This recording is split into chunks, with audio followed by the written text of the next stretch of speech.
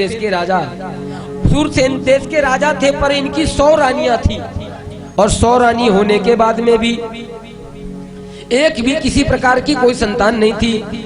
सूरसेन निसंतान राजा थे। बहुत ध्यान से सुनिएगा, बोलिए हनुमान जी महाराज की जय। सूरसेन देश के राजा चित्रकेतु की कोई संतान नहीं थी, 100 रानियां थी।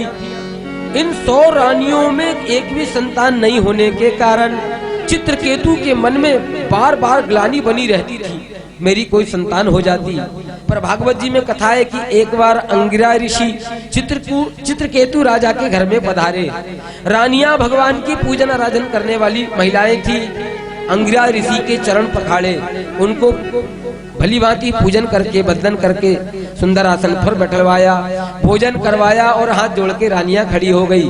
अंगिरा ऋषि प्रसन्न हो गए, बोले हे महारानियों क्या चाहती हो, मैं तुम्हारी सेवा से प्रसन्न हुआ। अंगिरा ऋषि ने जैसे ही कहा तो महारानियां कहने लगी हमारी कोई संतान नहीं है महात्मा, क्या बताएं, सब राज्य है, वैभव है, सब कुछ है, पर संतान नहीं है, आप कुछ कृपा करें, इतने बड़े ऋषि हैं। अंगिरा ऋषि ने कहा कि मैं तुम्हें एक सेब फल देता हूँ और अभिमंत्रित करके सेब फल देता हूँ, और मेरा अभिमंत्रित करके जो सेब फल दे रहा हूँ मैंने पुत्र कामेष्टि यज्ञ से प्राप्त किया है। राजा चित्रकेतु के सामने पुत्र कामेष्टि यज्ञ से प्राप्त सेब फल को, कहीं कहीं भागवत जी में खीर भी लिखा है, टीका के अनुसार, टीका के प्रसाद को, खीर के प्रसाद को, या कहीं कहीं सेब फल लिखा है, तो सेब फल के प्रसाद को अपनी झोली से निकाला। मेरे गुरुजी के अध्याय में मेरे को यही सिखाया है। तो गुरुजी ने कहा कि बेटा, झोली से अंगिरा ने सेब फल निकाला और सेब फल निकालकर कहा कि मैंने पुत्र कामेष्टि यज्ञ किया था, उसका ये प्रसाद है। हे राजा चित्रकेतु, तुम जिस रानी को खिला दोगे, समय पाकर वो रानी गर्भवती हो जाएगी और तुम्हें संतान की प्राप्ति होगी। चित्रकेतु ने अपनी कोई प्रिय रानी को वो सेब फल खिला दिया। रानी समय पाकर गर्भवती हो गई, और जैसे समय पाकर गर्भवती हुई तो रानी जब गर्भवती हुई तो चित्रकेतु राजा उस रानी से ज्यादा प्रेम करने लगे। बाकी रानियों की पूछ परख कम और उस रानी की पूछ परख ज्यादा होने लगी, तो सब रानियां सौतिया डाह करने लगी। बोले बताओ, आजकल हमारी पूछ परख नहीं है, केवल इसकी हो रही है क्योंकि इसको संतान होगी। तो समय पाकर चित्रकेतु के यहाँ एक बालक हुआ, पर राजा चित्रकेतु के यहाँ जब वापस जाने लगे अंगिरा ऋषि, तो उन्होंने कहा था कि ये संतान की प्राप्ति तो होगी, पर इससे तुम्हें हर्ष और विषाद दोनों होंगे।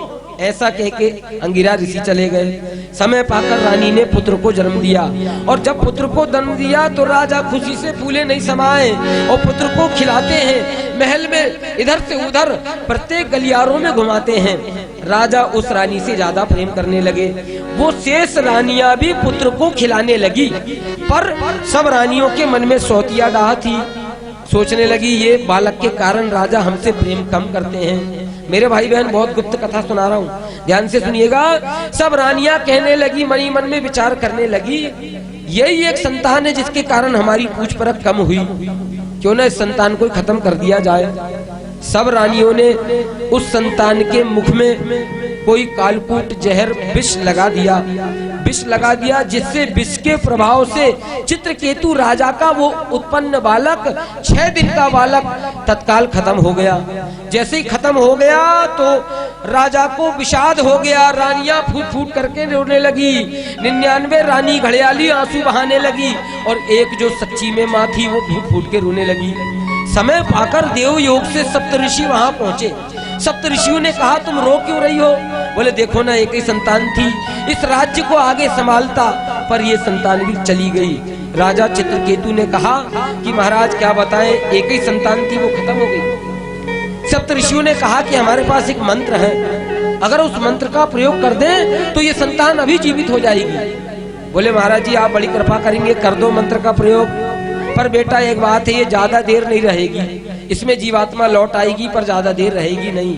और मैं आपको मंत्र के आराधन का फल बता दूं।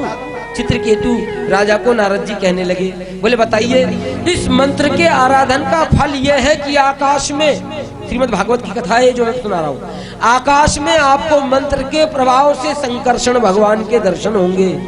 राजा चित्रकेतु ने मंत्र को प्राप्त किया। नारद जी ने मंत्र बताया और जैसे ही नारद जी ने मंत्र बताया तो जीवात्मा उस बालक के शरीर में प्रवेश कर गई और बालक उठ के खड़ा हो गया। बालक उठ के जब खड़ा हुआ तो चित्रकेतु ने बालक को गले लगाना चाहा। बालक बोल पड़ा। बालक बोल पड़ा, ना तो मैं किसी का बेटा हूँ, ना मेरा कोई बाप है, कोई किसी का संसार में कुछ नहीं है, सब अपने अपने रोल निभाने आए हुए हैं। परमात्मा ने जिसको जैसा रोल दिया है वो वैसा रोल निभा रहा है। सबके अपने अपने रोल बने हैं। किसी की 60 वर्ष की आयु है, किसी की 45, किसी की 50। कोई धनी सेठ के यहाँ जन्म लिया है, कोई गरीब के यहाँ जन्म लिया है, कोई ऊंचे कुल में, कोई नीचे कुल में। ये तुम्हारी कोई ताकत नहीं है, अपनी ताकत से हमारा जन्म नहीं हुआ। ये तो परमात्मा ने विधान बना के भेजा है, अपनी कोई ताकत नहीं है। इसलिए नारद जी ने उस समय शिक्षा दिया कि कोई किसी प्रकार का मन में विलाप मत करो। चित्रकेतु, ये जो कह रही है जीवात्मा, इसकी बात सुनो। ये जीवात्मा ने कहा कि कोई किसी को न तो सुख देता है, न कोई किसी को दुख देता है। भगवान श्री राम जी ने भी, लखनलाल जी ने भी और श्री सीता जी ने भी इसी चौपाई का अनुसरण किया। अरण्य कांड में चौपाई आई, ना काहू सुख दुख कर दाता, ना काहू सुख दुख कर दाता, काहू सुख दुख कर दाता, काहू सुख दुख कर दाता।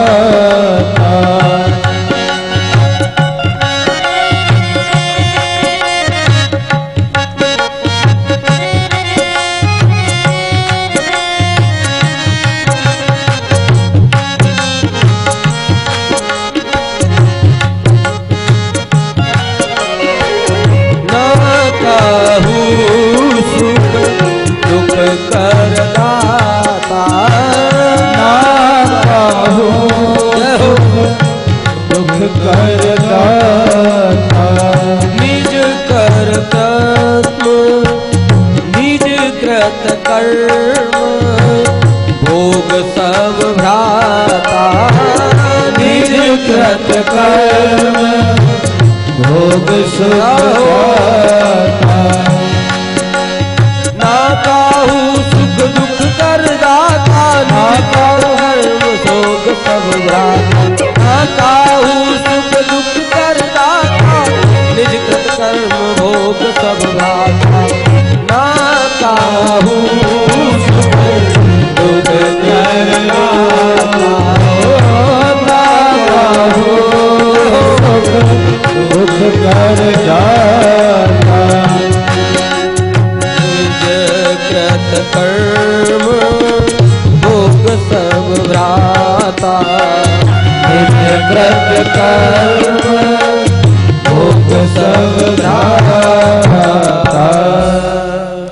भगवान श्री राम जी अरण्य कांड में लखन लाल को कहते हैं, हे लखन, कोई किसी को सुख नहीं देता, कोई किसी को दुख नहीं देता, सब अपने अपने कर्मों का फल भोगते हैं। इसी प्रकार चित्रकेतु राजा को वो जीवात्मा कहने लगी, कोई किसी को सुख नहीं देता, दुख नहीं देता, कोई किसी का बाप नहीं, बेटा नहीं, सब परमात्मा की संतान है।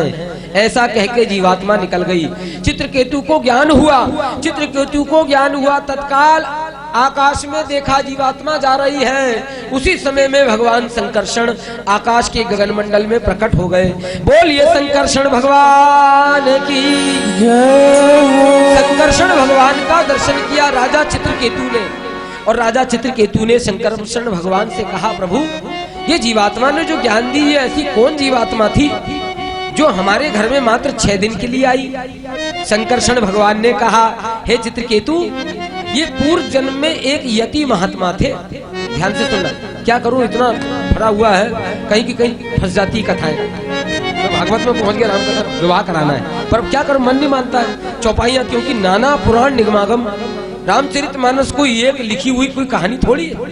6 शास्त्र सब ग्रंथन को रस, 4 वेद पुराण अष्ट 10, इतना सब समाया हुआ है। तो इसलिए चौपाइयों में कोई क्रम ऐसा फंस जाता है, कथाएं पलट जाती है। श्रीमद् भागवत जी की कथा, सप्त ऋषि कह रहे हैं कि चित्रकेतु के घर को बिगाड़ने वाले नारद हैं, पार्वती को सुना रहे हैं। और चित्रकेतु ने संकर्षण भगवान से कहा, हे भगवान, ये कौन जीवात्मा थी जिसके कारण हमें ज्ञान हुआ कि कोई किसी का नहीं है, केवल भगवान मेरे हैं और भगवान ही केवल मेरे हैं, मैं भगवान का हूँ। संकर्षण भगवान ने कहा, चित्रकेतु, पूर्व जन्म में ये जो जीवात्मा है ना, जो तुम्हारे घर जन्म ली, ये पूर्व जन्म में एक यति महात्मा थे और ये भगवान को भोग लगाकर शालिग्राम रखते थे, भोग लगाकर भोजन करते थे। ये महात्मा जब अपने तीर्थाटन में निकले तो तीर्थाटन में निकले तो एक किसी गांव में प्रवेश किए। गांव में महिलाएं कंडा थोप रही थी, सवेरे सवेरे का वातावरण। महात्मा को भूख लगी, ये महात्मा को भूख लगी तो ये स्वपाकी ब्राह्मण थे, महात्मा थे, स्वयं बना के पाते थे, स्वयं बना के पाते थे। इन्होंने कहा कि भिक्षाम देही, एक घर में भिक्षा मांगी। महिला अंदर से आटा और आलू लेकर आई। महात्मा ने कहा कि मैं स्वयंपाकी ब्राह्मण हूँ, यति हूँ, सन्यासी हूँ, स्वयं बना के खाता हूँ, मुझे कुछ कंडे दान दे दो। उस महिला ने अपने घर से कंडे लाई और कंडे दान में दी। कंडे को सिलगाकर, कंडे को सिद्ध करके महात्मा ने टिक्कड़ बनाया और साग बनाया और टिक्कड़ और साग बनके तैयार हुआ। संकर्षण भगवान कथा सुना रहे चित्रकेतु को। वो टिक्कड़ बना के, साग बना के तैयार किया और महात्मा की झोली में शालिग्राम भगवान थे। शालिग्राम भगवान को अर्पण करने के लिए, भोग लगाने के लिए अपनी परात में, प्लेट में रखा भोजन और अर्पण किया, भोग लगा के प्रसाद पाया। पर ये प्रसाद पाया ये तो ठीक है, पर संकर्षण भगवान कहने लगे, चित्रकेतु, ये महात्मा, यति महात्मा ने जो कंडे जलाए थे उस कंडों में 100 चींटियां थी। वो चींटियां कंडे के सिलगाने से एक ही साथ जल के खत्म हो गई और वो जब जल के खत्म हुई तो चींटियां तड़प तड़प कर श्राप देने लगी कि जिसने हमें अग्नि में जलाकर मारा है उनसे हम जरूर बदला लेंगी। ये चींटियां तड़प तड़प के मरने लगी और तड़प तड़प के मर गई और एक ही साथ 100 की 100 चींटी मर गई। वो चींटी बाद में राजा चित्रकेतु तुम्हारी पत्नी बनी, अगले जन्म में वो 100 रानियां तुम्हारी बनी और उन 100 रानियों ने एक ही जन्म में, श्री भगवान संकर्षण कह रहे हैं कि एक ही जन्म में इस जीवात्मा से अपना बदला पूरा कर लिया। तो भगवान संकर्षण से चित्रकेतु ने पूछा कि हे भगवान, ये बताएं, ये 100 रानियां बनी मतलब पुराने जन्म में चींटियां थी? बोले हाँ। तो इन्होंने एक ही जन्म में बदला ले लिया? बोले हाँ। बोले चित्रकेतु, एक बात बताऊं, अगर ये 100 रानियां अलग अलग जन्म में बदला लेती ना तो ये जीवात्मा मुक्त नहीं होती। तो चित्रकेतु ने प्रश्न कर दिया कि ऐसा क्या कार्य किया इस महात्मा ने, यति ने, कि एक ही जन्म में इनका बदला पूरा हो गया। भगवान संकर्षण कहने लगे कि चित्रकेतु ने भगवान को भोग लगाकर अर्पण किया। भोग फिर भोजन नहीं रहा, प्रसाद बन गया और भगवान के प्रसाद के कारण पूर्व जन्म के, कई जन्मों के भोगे जाने वाले फल को भगवान ने एक ही जन्म में भोगा कर उसका बदला पूरा करवा दिया। मैं तो बड़ा दुखी होता हूँ मेरे भाई बहन, मैं चूंकि मैं ग्रामीण वातावरण में पैदा नहीं हुआ हूँ, चूंकि शहर में मेरा जन्म हुआ है, पर मैं जब भी खेतों में पराली जलती हुई देखता हूँ तो मुझे चित्रकेतु की याद आ जाती है। हजारों लाखों जीव एक साथ जल जाते हैं, कई चूहे मर जाते हैं। पता नहीं ये 10 साल में चल गई ये परंपरा पराली जलाने वाली। हम लोग, पिताजी भी मेरे गाँव के हैं, पर बात यह है कि ऐसी पराली पुराने जमाने में नहीं जला जाए, कभी कभी कोई खिरियान में जलाते थे, पर आजकल पता नहीं क्या हो गया, पूरे खेतों में अंगार लग जा रही है, लाखों करोड़ों जीव मर जाते हैं मेरे भाई बहन। बिना किसी कारण के पराली जब जलती है तो लाखों करोड़ों जीव नष्ट हो जाते हैं, कई बिल नष्ट हो जाते हैं, कई कीड़े मकोड़े जो हमारे प्रकृति के वातावरण को शुद्ध करने में सहायक है, ये सब नष्ट हो जाते हैं और इनका पाप लग जाता है। इसी कारण ये सड़ी सड़ाई कोरोना मोरोना कहाँ की बीमारी आ रही है, ऐसे ऐसे बुखार आ गए भगवान जाने।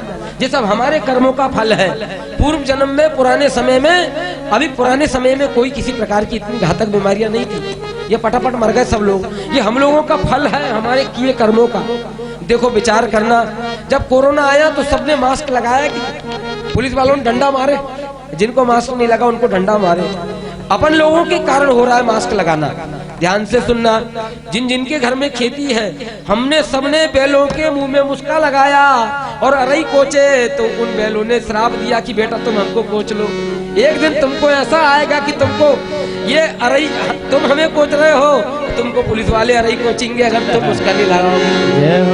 ये सब पुलिस वाले वो अरई कोचने वाले बन के आए, और जिनने मास्क नहीं लगाया उनको डंडे ही डंडे पड़े।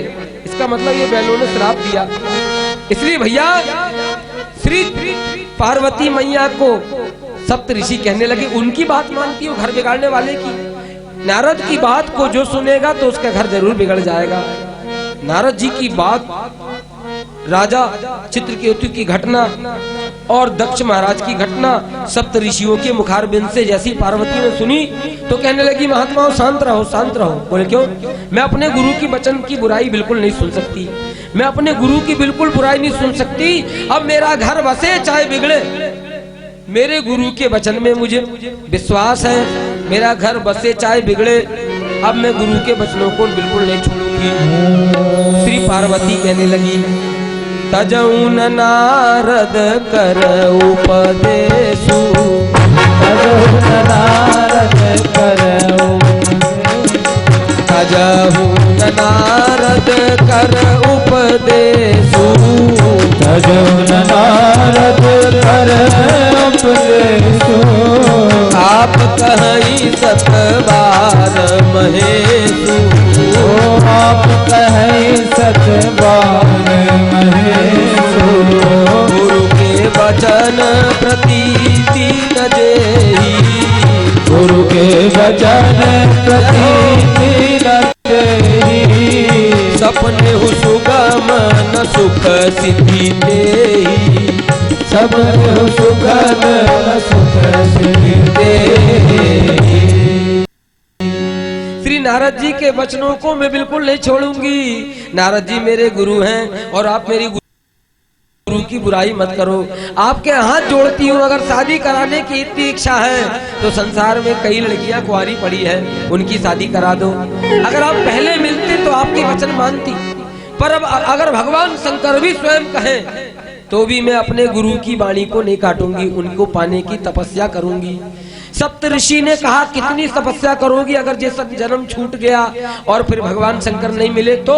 बोले अगले जन्म में फिर पैदा होंगी और पति को अगर प्राप्त करूंगी तो शंकर को ही प्राप्त करूंगी और उनको ही पति मानकर उनकी प्राप्ति के लिए तपस्या करूंगी। सप्त ऋषियों ने कहा, अगर वो शरीर में भी नहीं मिले तो वो जन्म में? बोले वो जन्म भी क्यों ना छूट जाए, जन्म जन्म शंकर को पति मानकर तपस्या करती रहूंगी। तो बोले कितने जन्मों तक तपस्या करोगी?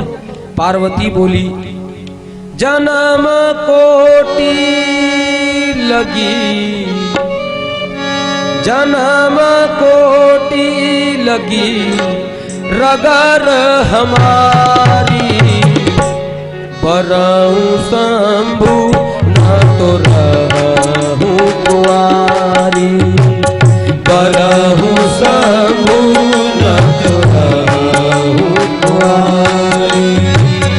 जन्म कोटि लगी रगर हमारी, जन्म कोटि लगी रगर हमारी, बरऊं शंभु न तो रहूं कुंवारी, बरऊं शंभु न तो रहूं कुंवारी। श्री राम तजऊन नारद कर उपदेशु, आप कहीं सतबार महेशु, तजऊन नारद कर उपदेशु, आप कहीं सतबार महेशु, तजऊन नारद कर उपदेशु, तजऊन नारद कर उपदेशु। आप कहीं सतबार महेशु, आप कहीं सतबार महेशु। मैं नारद जी के वचनों को नहीं छोड़ूंगी। मेरे चाहे एक जन्म, दो जन्म, 100 जन्म कहे कौन?